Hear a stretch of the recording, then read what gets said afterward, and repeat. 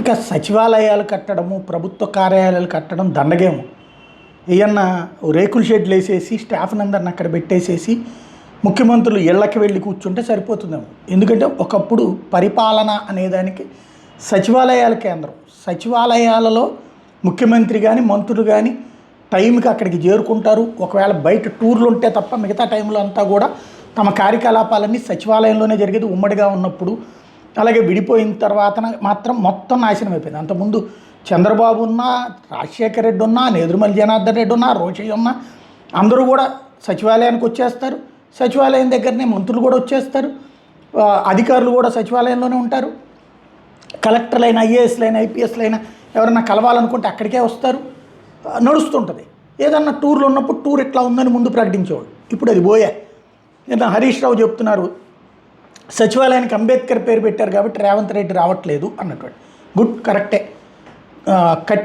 మార్చి కట్టించిన తర్వాత అది కేసీఆర్ కట్టించాడని చూసి రావట్లేదేమో.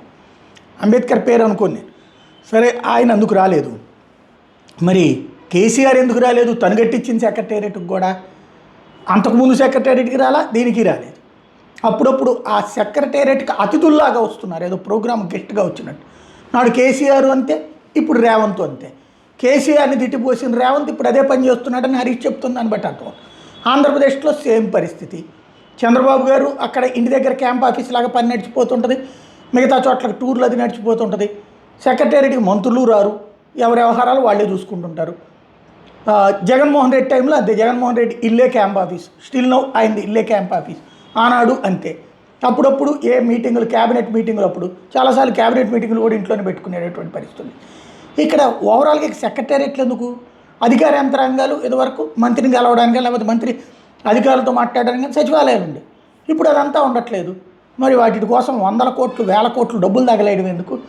2 తెలుగు రాష్ట్రాల సెక్రటేరియట్లను ఎవరికైనా ఏదైనా కార్పొరేట్ కంపెనీలకు అద్దెలకు ఇచ్చేసేసి కార్యాలయాలు అవన్నీ కూడా శుభ్రంగా ఇళ్ళ నుంచి పరిపాలన పెట్టుకుంటే బెటర్ ఏమో.